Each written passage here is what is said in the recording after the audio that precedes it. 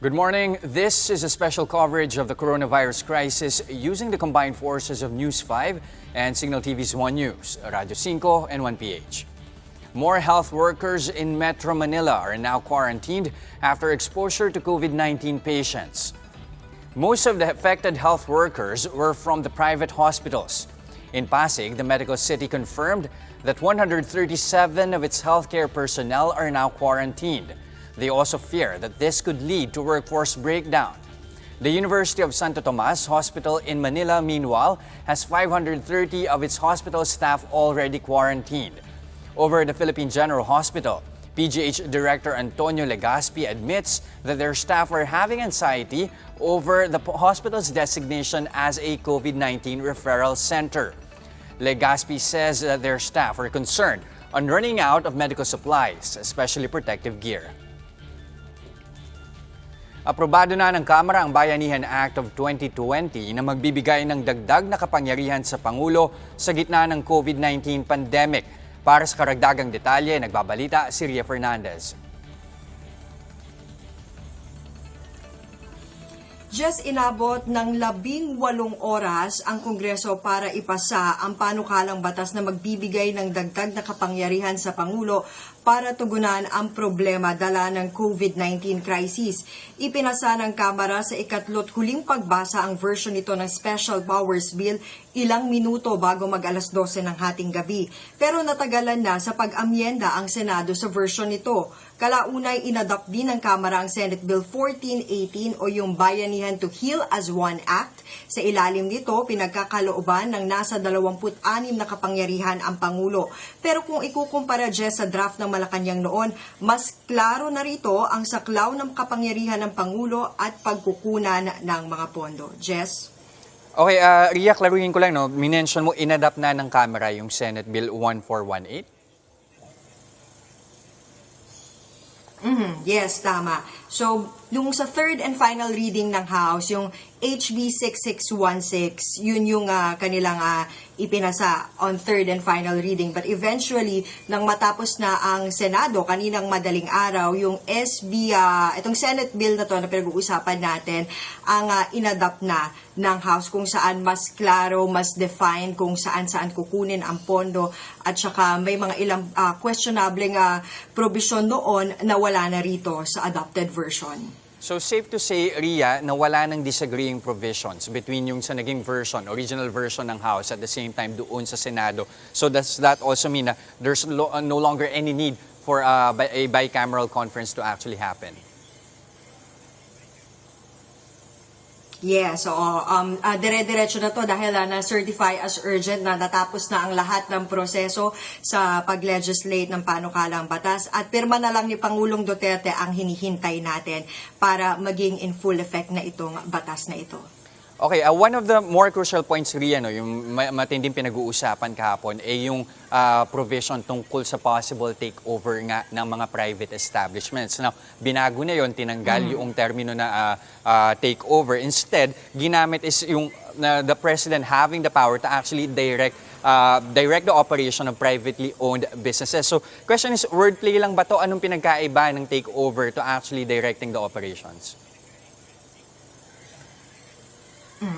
Just to clarify, kung nabasa nyo yung unang-unang draft na ipinalabas ng Malacanang noon bago mag-special session ang buong Kongreso, mababasa dun yung temporary takeover on public utilities. So very broad.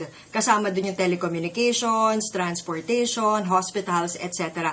But then, dito sa adopted version, ang nakalagay na lamang ay direct the operations when the public so requires it to happen. And it is limited na lang doon sa mga private hospitals and other medical facilities na kakailanganin nila na makikita ng Pangulo na malaking bagay para matugunan itong problema sa COVID-19. Halimbawa, kakailanganin nila ng dagdag na quarantine areas, medical facilities, then the President can tap these medical facilities or private hospitals to do that particular job. So Ria, to be clear, wala na yung mga hindi nakasama dito o sakop yung mga businesses involved in transportation and hotels. Ganun ba? Or kasi like what you mentioned, medical facilities na lang. But then, hindi na ganun siya ka-broad. Hindi na siya ganun ka-broad kumpara nung unang draft na ibinigay ng Malacanang. Ang nakalagay kasi doon, take over sa public utilities, tsaka in-specify kung alin-alin yon and etc. So yun yung kinwestiyon ng marami sa mga kongresista kahapon dahil kung in broad na public utilities yon. And then, ang mahirap, kasi posibleng maging interpretation nun kapag napalusot nga, kung nakalusot yung batas na yon or paano kalang batas na yon, anything na makita ng Pangulo na pwede niyang under his supervision because it's public utility, pwedeng mapasa ilalim niya. But then, inayos na ito ng mga mambabatas, specifically ng Senado, at inilimit na lamang nila doon sa mga medical facilities, private hospitals, transportation, and other establishments na tingin nila talagang malaki ang role para dito sa movement ng service delivery at iba pang bagay na kakailanganin sa pagtugon ng Pangulo sa COVID-19 crisis. Okay, Ria, last question on that particular provision. What would actually warrant for the President to actually direct the operations? Meron bang napag-usapan na guidelines or at least parameters to signal na, okay, let's do a takeover, or, no, sorry, not a takeover, but let's direct the operation of these business entities? But then you're correct on the last portion of Section 4, if I'm not mistaken, Section 4 yon, itong adopted version, meron pa rin doong provision na pwedeng i-take over ng Pangulo. There are two conditions. Una, kung hindi susunod yung establishment sa direktiba ng Pangulo na halimbawa maging quarantine area sila, maging medical facility, and second, kung hindi nakakayanin talaga financially ng kumpanyang yon na tugunan yung panawagan ng Pangulo. So that's the time that the President can already step in and take over such business. Okay. Ngayon, sa usapin naman ng pondo, nabigyang linaw ba kung magkano yung budget na pwedeng realign ni Pangulong Duterte? Or wala na bang mangyayaring realignment, instead sa savings na lang ba kukuha? Katulad nung isa din sa mga napag-uusapan kahapon. Sa Kamara kahapon, isa rin yan sa mga pinuna ng ilang mga mambabatas kasi sinasabi nga nila, ang General Appropriations Act of 2020 ay isang batas at nasa saligang batas na hindi po pwedeng mag-transfer or mag-realign or mag-reallocate ng mga pondo ng mga naaprubahan na sa ilalim nga ng GAA. But then, nilinaw na yan ng mga mambabatas at imbes na realignment, reprogram, reallocation sa 2020 budget, mas ginawa nilang specific at nilimitahan na lamang nila sa savings yung maaaring i-realign, reprogram o reallocate ng Pangulo. Okay, I do understand, Rian, na most of these savings manggagaling sa GOCCs. Meron na bang na-identify na particular agencies na panggagalingan nitong mga savings na to? And at the same time, ano-ano yung priority agencies for budget augmentation? Of course, we're expecting here, possibly the Health Department, magkakaroon ng budget augmentation yan. And likewise also, perhaps the budget for the University of the Philippines para sa operation ng Philippine General Hospital. Linawin ko lang kung matatandaan nyo, may binabanggit silang at least 275 billion pesos kahapon. Etong 275 billion pesos, off-budget ito. Ibig sabihin, ang pagkukunan nito hindi sa GAA 2020 budget, kung hindi sa, yun nga, nabanggit mo, sa GOCC at saka sa Treasury.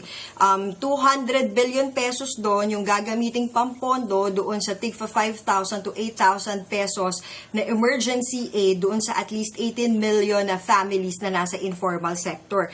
And then yung 75 billion pesos naman na nalalabi ay gagamitin doon sa mga kakailanganing PPE, mask, and other necessities sa ating mga health workers.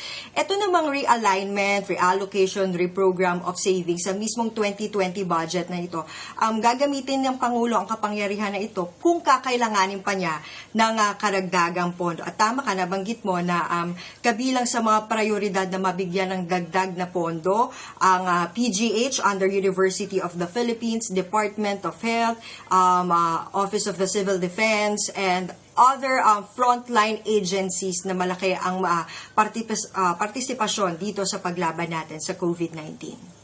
Okay, Ria, one last question before I let you go. Paano, kumbaga, in-assuage o paano inalis ng proponents, especially nung measure, yung agam-agam ng ibang mamabatas that yung granting the president emergency powers would actually be tantamount to martial law.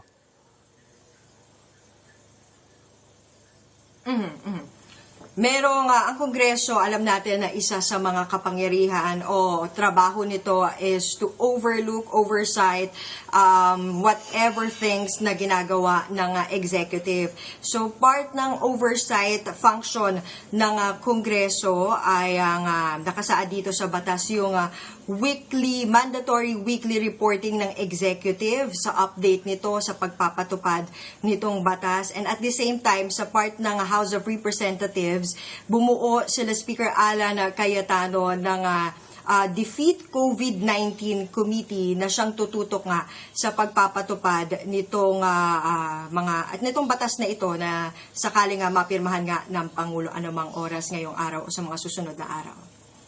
Alright, Ria, one last question pala. Ano yung function ng binuong Defeat COVID-19 Committee ni na House Speaker Alan Peter Cayetano at sino-sino yung mga uupo rito?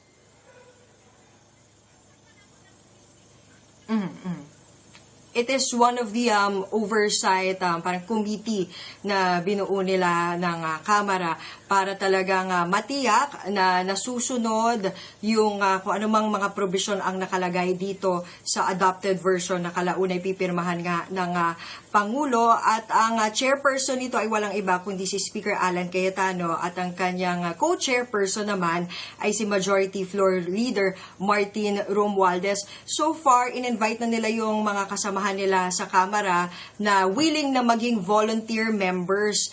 Ang na-monitor natin kaninang madaling araw, si Minority Leader Benny Abante, willing siya na maging parte nitong komite. Maybe later, maglabas din sila ng full list kung sino-sino na yung iba pang mga miyembro nitong komiteng ito. Okay, maraming salamat, Ria Fernandez. House Speaker Alan Peter Cayetano fended off criticisms over the viral placard used in the special session yesterday. The placard reads, "Together with doctors and frontliners, we went to work for you, so please stay at home for us." The gesture earned ire from some legislators as well as netizens, describing it as insensitive. In defense, Cayetano explained that they were not comparing themselves to medical frontliners. He says that they are just echoing the message for everyone to stay at home. It's really not a time to play politics. It's just a time to do our job. And if we have to find creative ways to tell you stay at home, we'll do it, no? Even if ang kapalit ay kritisismo. And that's the latest on the enhanced and expanded community quarantine in Luzon. For more updates, follow News 5, The Philippine Star, and Business World Online. I'm Jess De Los Santos. We are One News.